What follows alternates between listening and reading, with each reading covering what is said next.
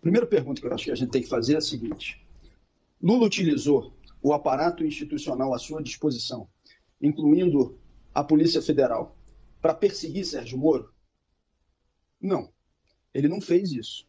Diferente do próprio Moro, que utilizou o seu aparato institucional, ainda como juiz da Lava Jato, para perseguir um inimigo político e para depois receber uma recompensa se tornando ministro da Justiça daquele que foi o candidato vencedor.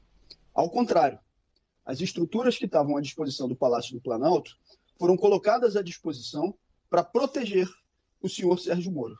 Moro é um mau caráter. Moro é capaz de todo tipo de armação. Mas quando você vai definir aquilo que se coloca à sua disposição, se há uma dúvida ou um indício de um risco à sua vida, não passa pela avaliação do caráter do sujeito. Passa pelo risco ou pela avaliação da existência do risco, mesmo que exista algum tipo de dúvida em relação a ele.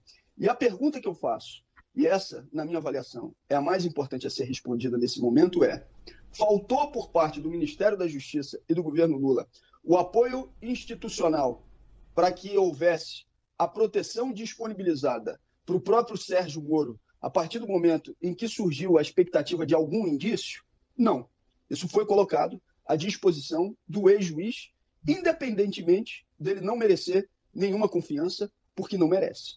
Então, o Moro não sai fortalecido em hipótese alguma, porque ele já está reconhecido, do ponto de vista histórico, como um juiz ladrão, como um juiz que se corrompeu na investigação que conduziu da Lava Jato, que não deveria conduzir, inclusive, porque ele era um juiz de direito, ele deveria julgar, e ele já vai ficar conhecido historicamente dessa forma. Agora vamos aos fatos.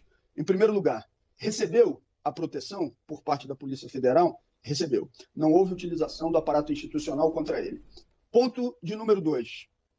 Pergunte ao promotor do caso e faça um cruzamento, então, você que está nos assistindo, dos depoimentos que foram dados pelo próprio promotor sobre a utilização política daquilo que foi uma solicitação de alteração de lugar para cumprimento de pena, no caso específico de um sentenciado.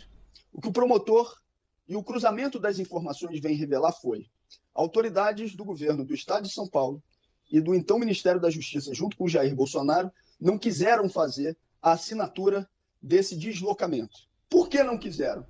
Segundo o próprio Moro, nas suas memórias, Bolsonaro teria mandado uma mensagem para ele dizendo que essa alteração poderia gerar reações para as quais o governo não estava preparado. Isso quem disse não fui eu, foi Moro no seu livro de memórias.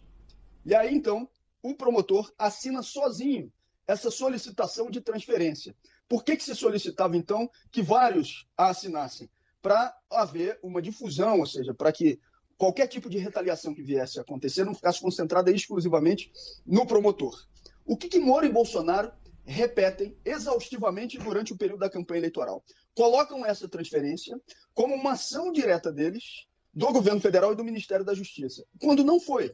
Quando quem tomou essa iniciativa foi exatamente o promotor e as outras autoridades não fizeram o movimento de assinar o pedido de transferência junto com ele. Essas informações estão aí e precisam ser cruzadas. Independentemente disso e da utilização de maneira equivocada, para dizer o mínimo, por parte de Moro e de Bolsonaro, o governo federal disponibilizou a estrutura para que o ex-juiz pudesse ter a sua proteção por parte da Polícia Federal. Eu quero repetir esse ponto. Diferente de Moro, que utilizou o seu aparato institucional para perseguir o ex-presidente Lula e favorecer Bolsonaro, no atual governo, independentemente das declarações que tenham sido feitas, o aparato da Polícia Federal foi disponibilizado para proteger o ex-juiz com uma situação de possível risco, mesmo se ele tivesse sido colocado em dúvida. Ou seja, não se faltou o aparato à disposição do ex-juiz para tal. Pelo contrário, foi colocado à disposição dele. Então, o que Moro faz como consequência da declaração é, mais uma vez, tentar utilizar politicamente esse fato para uma promoção de natureza pessoal. Mas, do ponto de vista histórico, isso não vai acontecer, porque a história dele já está marcada como um juiz que se corrompeu. E digo mais, durante o período em que ele foi ministro da Justiça, ele utilizou o aparato do Ministério de maneira ilegal para interferir em investigações, coisa que até o momento não está evidente que tenha acontecido agora. Nem ele fala que isso teria acontecido no presente caso. E eu falo do que eu estou dizendo. O porteiro do condomínio de Jair Bolsonaro teria dito que uma das pessoas que entraram no condomínio responsáveis pela execução de Marielle teria tido uma menção por parte do porteiro de que teriam feito contato com Carlos Bolsonaro no condomínio. Sendo verdade ou não sendo verdade, quem conduzia essa investigação não era a Polícia Federal, era a Polícia Civil do Estado do Rio de Janeiro. Bolsonaro deu uma ordem e eles botaram, então, o porteiro para ter um depoimento tirado de maneira forçada pela Polícia Federal. Isso é uma intervenção ilegal em uma investigação. Aparentemente, nessa não aconteceu. Mas o senhor Jair Bolsonaro solicitou, e o senhor Sérgio Moro cumpriu o que ele pediu, que fizesse um depoimento forçado também de uma investigação que estava sendo conduzida no estado do Rio de Janeiro, com um executor de Marielle que estava num presídio do Rio Grande do Norte. Moro foi e atendeu essa solicitação ilegal e fez, então, com que esse depoimento fosse colhido. O que eu estou querendo mostrar com isso?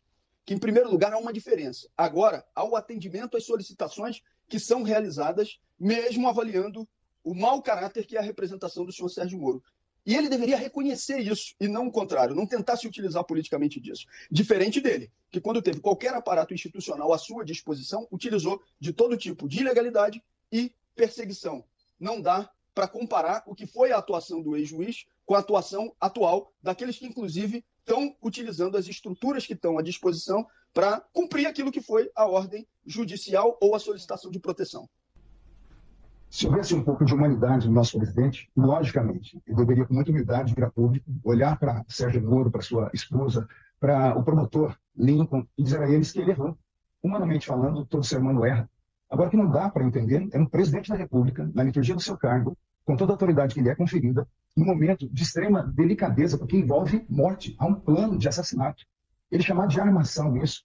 Compreendo a fala do meu companheiro, Lauber, mas eu creio que ele não respondeu a pergunta, como a senhora havia perguntado, sobre o que ele achava da fala do presidente Lula.